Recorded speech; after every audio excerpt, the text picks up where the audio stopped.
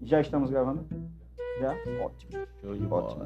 Me dê o meu visual ali, senão eu fico totalmente sem direcionamento. Se eu não conseguir me ver ali, eu fico sem. Olha, se você quiser ali também. Olha, Show de bola. você vê se você tá com a lata. Aí, mostra aí, vê se tá com a lata boa aí. Pronto. Aí, ó. Bom, agora já melhorou, é. Esse monitor eu não vou deixar ele o tempo todo, senão ele tá fazendo barulho. Verdade. Eu não olho. É, mas foi bom, só pra eu pegar o melhor Mas aqui ângulo. tem o seu, ó. Aquele ali, depois você apaga as luzes. Certo. Show de bola. Certo. Vou.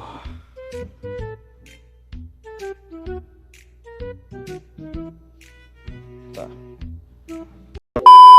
Olá, meus amigos. Estamos nós aqui, né, inaugurando. Hoje é dia de estreia no podcast Bastidores da Política, dia de estreia do quadro Espaço Saúde. Uma ideia que eu já vinha maturando na cabeça, tentando trazer essa discussão, essa temática para cá, porque vocês vão saber daqui a pouco o porquê, né? Hoje, aqui no podcast Bastidores da Política, na estreia desse quadro Espaço Saúde, eu estou recebendo aqui o Dr. Darlan Correia. Darlan Correia é médico nutrólogo, pós-graduado em Ciências da Obesidade. Para você que está acima do peso, é hoje o dia de você tirar parte das suas dúvidas, que eu não vou deixar você tirar todas, tá certo? Empresário, fundador, tarólogo, deixa eu ver mais aqui, dono da Clínica Darks. Você que passa aqui na Avenida do Futuro, deputada, o que, produção aqui? Deputada Ceci Cunha, Avenida Deputada Ceci Cunha. Sabe aquela clínica muito bonita, da fachada bacana, que tem um cara se quebrando todo lá, um gordo? Pronto, a clínica é dele, tá certo? Então eu vou dar a pegada para você que está precisando perder peso e não sabe mais o que fazer. Hoje você vai ter as suas dúvidas, parte delas pelo menos tirada. Então, seja muito bem-vindo, Dr. Darlan Correia, aqui ao nosso Espaço Saúde, estreia do quadro hoje, Espaço Saúde, no podcast Bastidores da Política. Fique à vontade, viu? Não fique aqui, você fique Já à vontade. estou em casa aqui. Pronto. Em primeiro lugar, agradecer aqui pelo convite e parabenizar pela iniciativa de criar, trazer mais informação para a população de Arapiraca, de Alagoas, de Sergipe, do Brasil. Eu esqueci de falar, Você aqui está falando hoje não só para o público cativo que você tem, espero que consiga aumentar com esse trabalho de informação que a gente vai fazer aqui, mas você fala também para o pessoal do Sergipe, a região do Baixo São Francisco ali, Propriá, Telha, Cedro de São João, Canhoba, toda aquela região do Baixo São Francisco, Sergipe, aí você está falando também. Então, meu amigo, vamos falar um pouquinho sobre... Eu vou começar perguntando dessa forma. Você, na condição de nutrólogo, né, especialista em obesidade, como é que você enxerga hoje? Certamente você deve ter dados estatísticos para basear os seus estudos clínicos e diversificar o atendimento de paciente para paciente. Como é que você enxerga hoje o problema da obesidade no Brasil? Especificamente, você pode até colocar especificamente no Nordeste, se quiser. Verdade. Pessoal, obesidade é uma doença que vem em crescimento. Quando eu falo doença, algumas pessoas até se surpreendem que é uma doença sim. A obesidade ela já tem um CID, já tem uma classificação. Então, o que é obesidade? É o acúmulo de gordura, a grosso modo. Então, pessoal, é uma doença que vem crescendo muito aqui no Brasil, não só no Brasil, como no mundo. Já tem a prevalência que nós temos mais ou menos 1 bilhão de pessoas no mundo com obesidade. Então, o Brasil também não fica atrás. Então, é uma doença em crescimento. Sabemos que uma das complicações do paciente obeso são problemas cardiovasculares, como infarto, AVC, acidente vascular cerebral. Então, pessoal, é uma doença que precisa de cuidado e de atenção. Então, é isso que eu quero passar para vocês, que a prevalência tem aumentado bastante e meu trabalho como médico, como nutrólogo, como pós-graduado em ciências da obesidade é informar vocês, é ajudar vocês, trazer informações transformar a ciência em informação para combater essa doença. Você falou, a gente estava conversando ali antes de entrar aqui no estúdio, você me falou que tem quase 10 anos, né, de formado. Isso. Né? Mas como nutrólogo, é uma residência ou É uma pós-graduação, isso. Fiz como nutrólogo, 2 anos. 2 anos de nutrologia, mais 2 anos de ciências da obesidade. Total de 4 anos de estudo. Como é que está a aplicação da sua ciência para melhorar a vida dos pacientes, a aceitação disso? Como é a aceitação disso, tanto no segmento de mercado, como no segmento voltado para o caso de saúde pública, que a obesidade hoje virou um caso de saúde pública. Como é que está a aceitação aqui no Nordeste? Nós ainda temos alguns tabus, temos um pouco de preconceito também. Às vezes, eu me deparo com alguns pacientes, alguns familiares, que às vezes o paciente tem até vergonha de falar que está procurando um médico para emagrecer. Então o gordo não quer ser gordo ou o gordo não quer admitir que é gordo? Como é isso aí? As duas maneiras. Tem tanto ele que não se aceita, quanto também tem preconceito da população, dos familiares. Um exemplo, emagreceu com medicação. Mas qual o problema de você utilizar uma medicação? A medicação está para te ajudar, mas tem muitas pessoas que têm preconceito com a medicação. Mas aí eu deixo para vocês uma pergunta. Você está com dor de cabeça, o que é que você faz? Toma analgésico. Você que tem pressão alta, o que é que você faz? Toma, além da mudança do estilo de vida, mas toma uma medicação para controlar. Se a obesidade é uma doença, por que eu não posso usar uma medicação para ajudar a controlar a obesidade? Então a gente tem que analisar isso. A obesidade é uma doença, tem que ser encarado como uma doença crônica. Então a medicação precisa fazer parte desse tratamento. Então, pessoal, é uma doença multifatorial, então ela não precisa de apenas um profissional, são vários profissionais, por isso que eu montei na minha clínica uma equipe especializada na parte de obesidade. Tem médico, tem enfermeira, tem nutricionista, tem fisioterapeuta, todo mundo para dar esse suporte para tratar essa doença. Então, pessoal, não enxerguem a obesidade com preconceito, e quem busca ajuda e quer vencer essa doença vai usar a medicação para conseguir combater com sucesso. E na questão do ambiente de mercado para esse segmento aqui, né? Essa questão que envolve o preconceito, que você disse que muitas vezes alguns pacientes acabam se deparando com essa questão do preconceito para dar início ao tratamento, para buscar o tratamento, tem afetado o segmento de mercado? Com certeza. O primeiro lugar é a aceitação. Você tem que aceitar que você está precisando de ajuda. Eu acho até algo parecido também com as pessoas que precisam de terapia, de fazer o acompanhamento. Tem muito tabu. Então, a gente precisa que a pessoa, em primeiro lugar, aceite que precisa de ajuda, que não consegue combater a obesidade, e procurar um profissional qualificado. Aí sim você vai fazer um acompanhamento, o profissional vai fazer uma anamnese detalhada para saber o que vai ser necessário para você conseguir ter sucesso no emagrecimento. Porque, às vezes, quem está de fora acha que é fácil. Emagrecer é fácil demais, é só fechar a boca que emagrece. Não.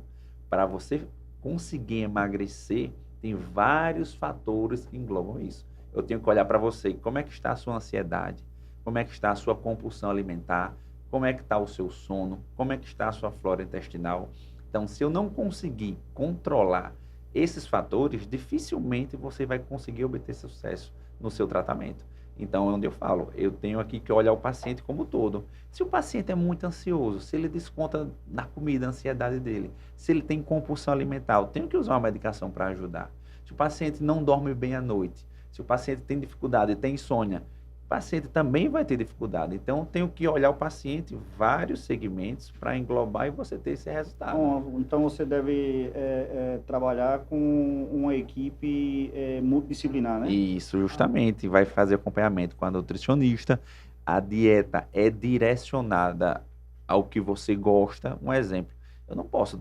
O que o Jean come é o que você come. Não, cada um tem suas necessidades. Gosto de comer muito hambúrguer. Mas aí, justamente, aí hoje gosto mais de verdura, outro não gosta de frutas.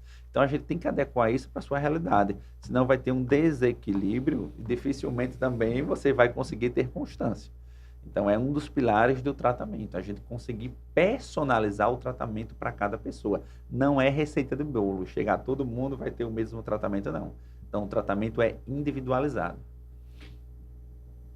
Hoje a gente está, eu não sei se é uma percepção minha ou se você na condição de profissional da área, profissional médico que atua nesse segmento, possa ter enxergado já essa questão.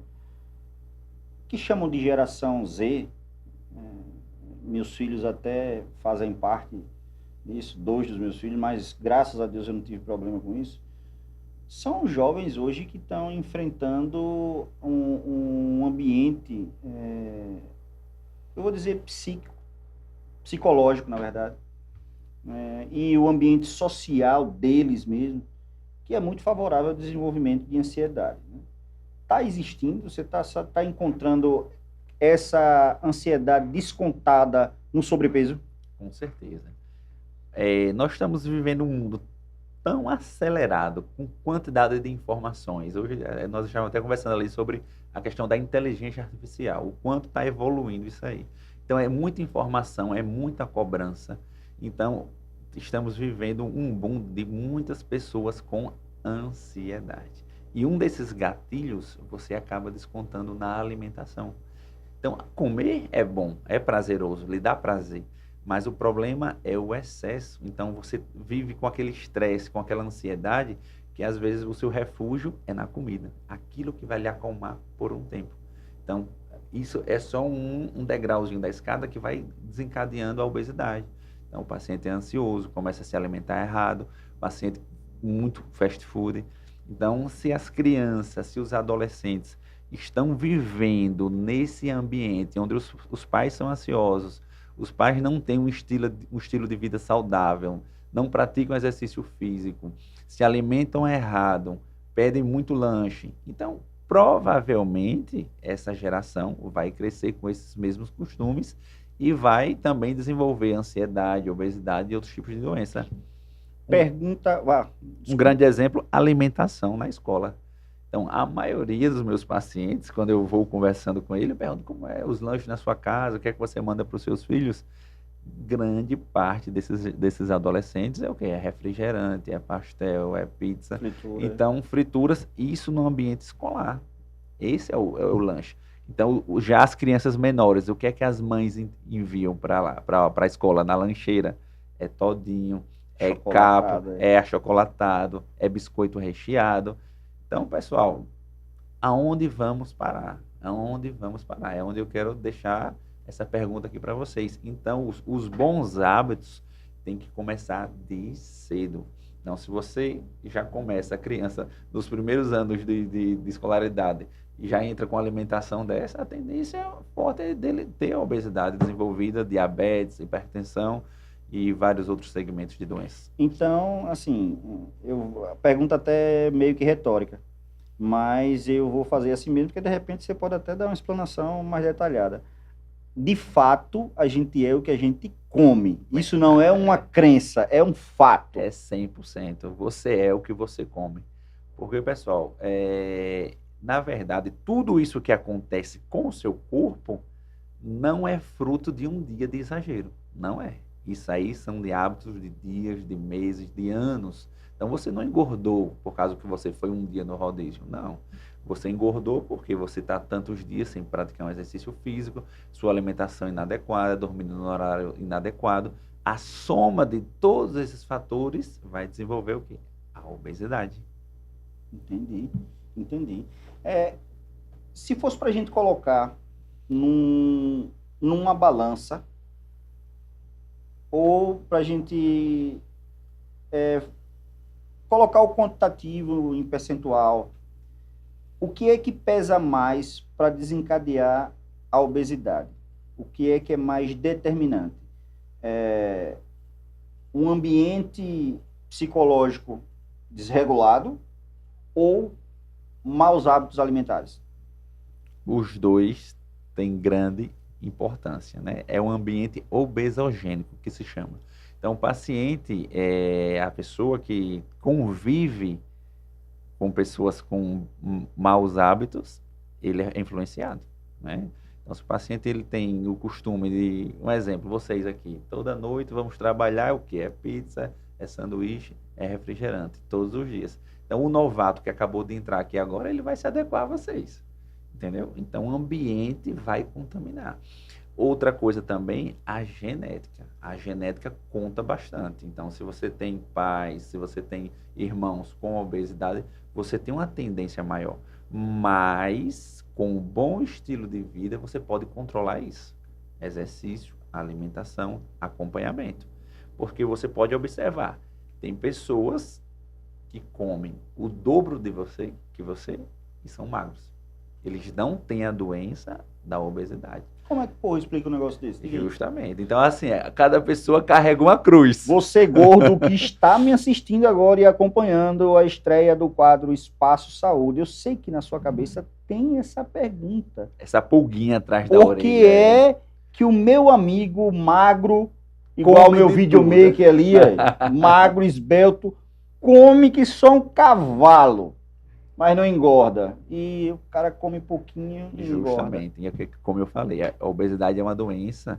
Algumas pessoas já têm herdado ela através da genética. Então, o metabolismo de algumas pessoas é bem mais acelerado do que outras. A flora intestinal, nós temos bilhões de bactérias no nosso intestino, bactérias boas que ajudam na digestão. Então, se você tem uma desregulação, uma desbiose nessa sua microbiota intestinal, pode influenciar na sua vida. Então, assim, tem pessoas que, como eu falo, comem de tudo, o prato é de pedreiro, é 1 quilo, você vai colocar na balança, é 1 quilo, e não engordam, mas não são saudáveis. Essas pessoas que comem muito, são magros, mas não têm um estilo de vida saudável, não têm uma alimentação saudável, elas podem até ser magras, mas quando você vai analisar os exames, vai fazer uma biopedância e analisa que a gordura visceral está altíssima, colesterol elevado, triglicerídeos, glicemia. Então, pessoal, é aquele que chama falsa magra ou falso magro. Tá vendo aí, Elis? Você olha... Os lanches no Ágape, Elis, tá vendo aí? Você é um falso magro. Você olha a lata, que nem diz assim, né? O paciente está até, né, jeitoso e tal. Mas por isso que é a importância do acompanhamento médico. Você precisa fazer exames de sangue com rotina. Pelo menos, no mínimo, uma vez ao ano, você precisa fazer um acompanhamento. Eu descubro muita coisa através de um exame de sangue. Então, os pacientes que vêm com queixa, doutor, tenho muita dificuldade de concentração, esqueço muito as coisas, estou com queda de cabelo, estou muito ansioso, estou com depressão, estou com ansiedade. Quando eu vou analisar ali como é que está os seus exames, tem muita coisa alterada que, às vezes, com uma simples reposição, a vida do paciente melhora. Já teve paciente com depressão profunda. Quando eu fiz reposição de testosterona no homem, reposição de vitamina D e vitamina B12, a vida dele mudou da água para o vinho. Ele utilizava 2 antidepressivos há mais de 4 anos. E com apenas algumas condutas que eu fiz, creio que em 60 dias de acompanhamento, mudou a vida dele completamente. Então, pessoal, é importante. Às vezes a gente tem também receio de fazer exames de rotina. Mas eu tenho alguma frase que alguns pacientes me falam: doutor, eu estou bem, eu vou fazer exame e vou descobrir coisa ruim. Não é descobrir coisa ruim. Você quer prevenir, você quer estar à frente da doença. Você vai esperar a doença chegar para poder se cuidar. Então, se você vai no médico, ele solicita alguns exames e você percebe que tem um desequilíbrio em algumas vitaminas, em algum hormônio, se a gente puder antecipar, fazer essas reposições, com certeza você vai ter uma grande melhora na sua qualidade de vida. Interessante. A gente estava conversando aqui antes de entrar para cá, para o estúdio, eu perguntei a você que eu sempre tive a curiosidade de saber qual a formação e o campo de trabalho específico de um nutrólogo, né? Tem até um ortopedista amigo meu que a filha dele é nutróloga, mas eu fiquei com receio de perguntar qual é o trabalho de um nutrólogo. É mais direcionado na parte metabólica, né? Então, os pacientes, antigamente, o pessoal confunde muito. O nutrólogo é a mesma coisa que nutricionista. Não. para ser um nutrólogo, você precisa ser médico, né? O médico estuda, faz os 6 anos da graduação e mais 2 anos de se especializando na parte de nutrologia. Então, é a parte toda funcional do nosso corpo, a parte dos nossos minerais, das nossas necessidades, e vamos aplicar isso para melhorar, te entregar mais performance, mais saúde e mais qualidade de vida.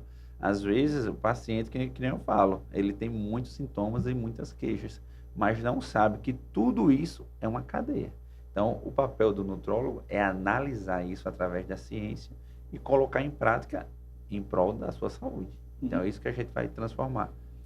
O obeso, ele tem um padrão, eu estou falando assim, padrão no sentido geral. O obeso, ele é obeso e para se caracterizar o obeso, ele atende esses requisitos. Ele tem um padrão. Isso. Antigamente, tinha muita dificuldade em o pessoal fazer essa nomenclatura de qual que é uma pessoa obesa e o que não é. Aí eles criaram como se fosse uma tabela que eles desenvolveram através do IMC. O que é isso? Índice de Massa Corporal.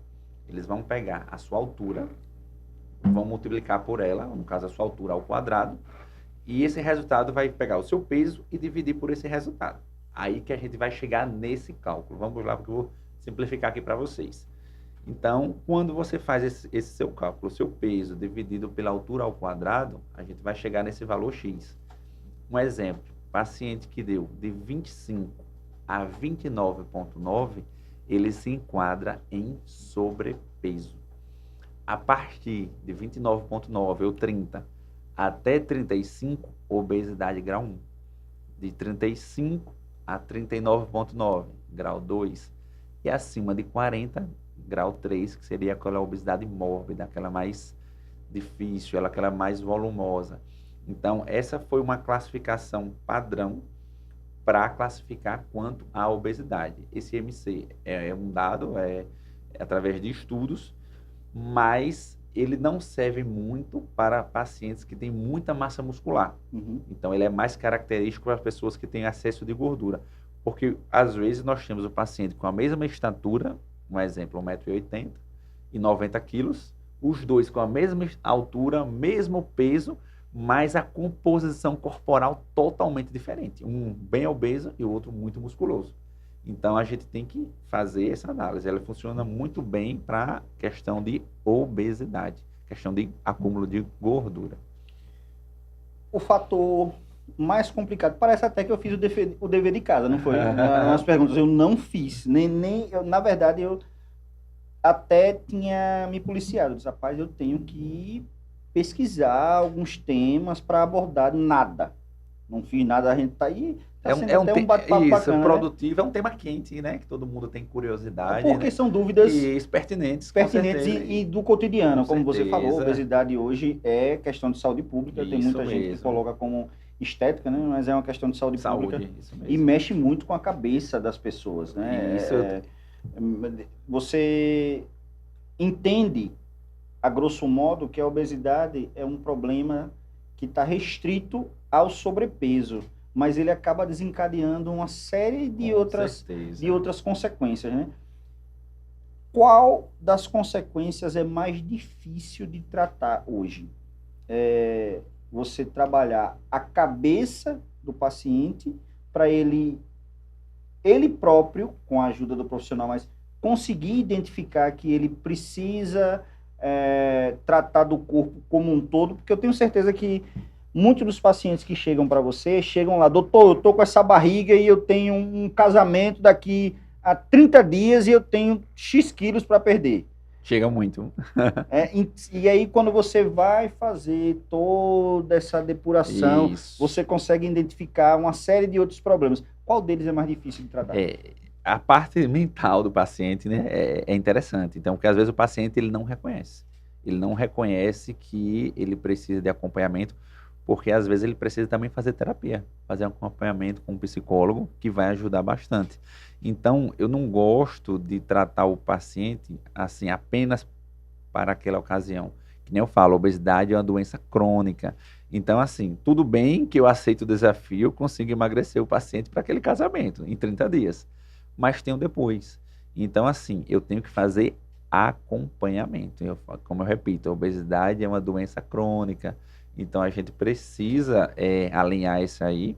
O paciente precisa reconhecer que ele precisa de ajuda, se ele precisar de fazer uma terapia, mudar os seus hábitos.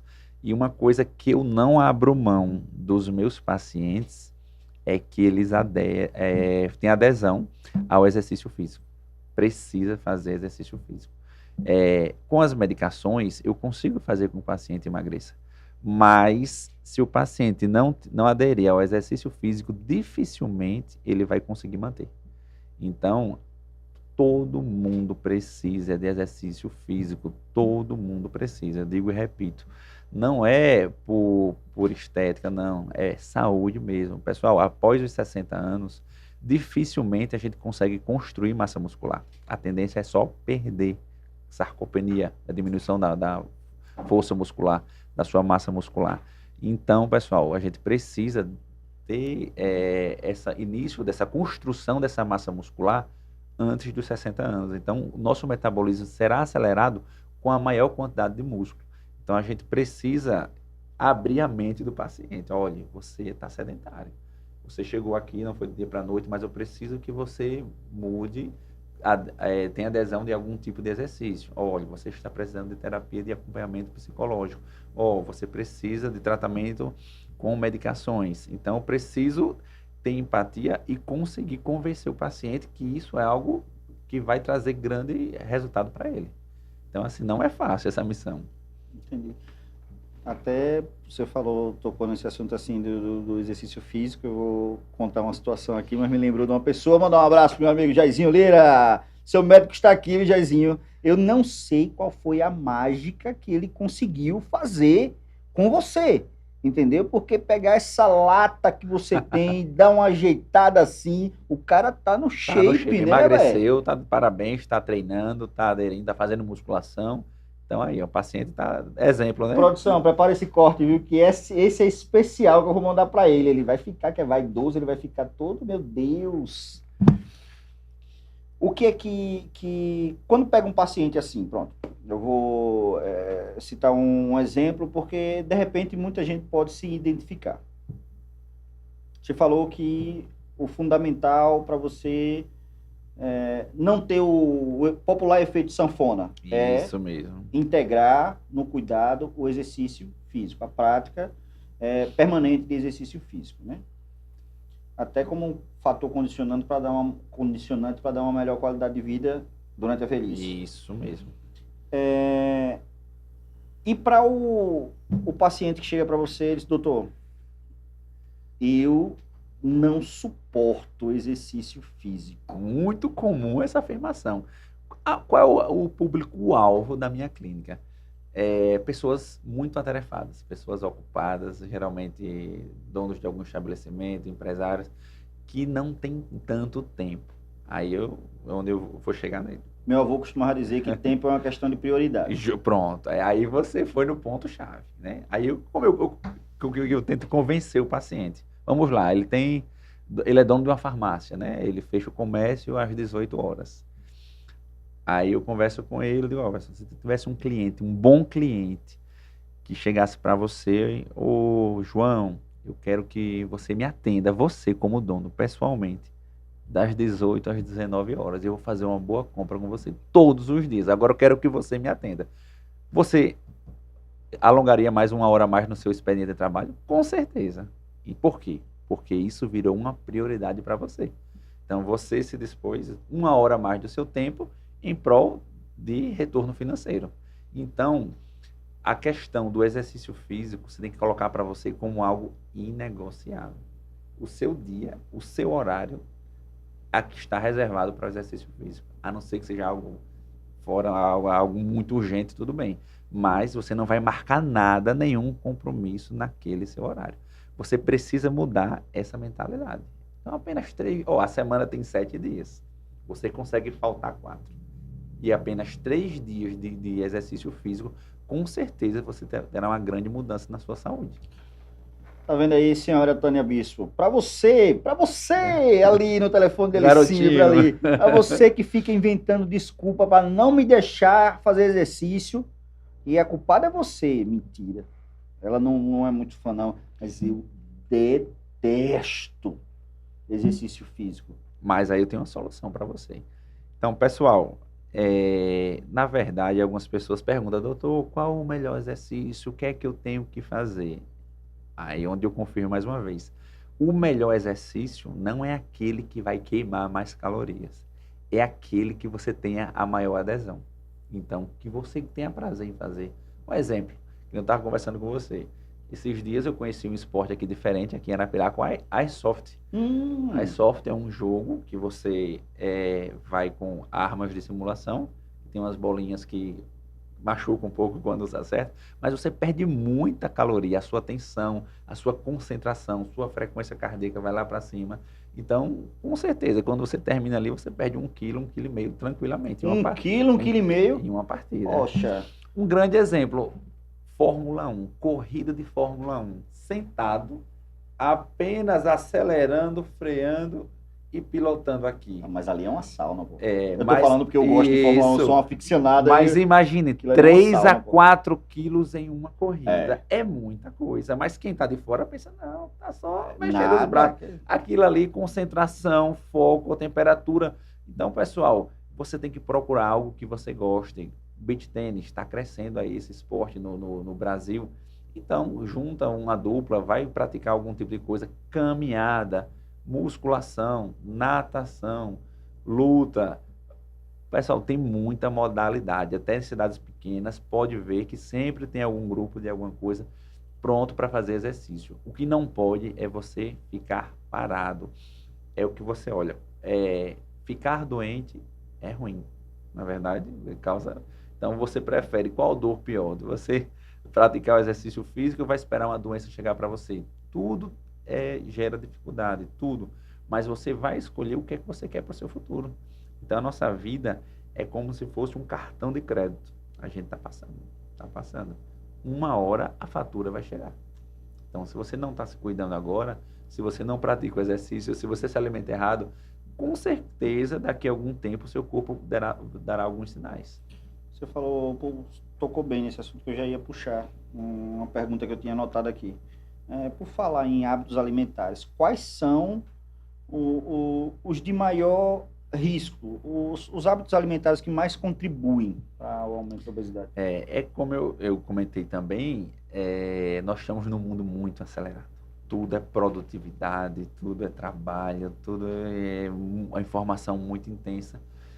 Depois da pandemia, cresceu muito a questão dos lanches de fast food, de iFood, de pedidos. Então, as pessoas se acostumaram com aquela coisa rápida.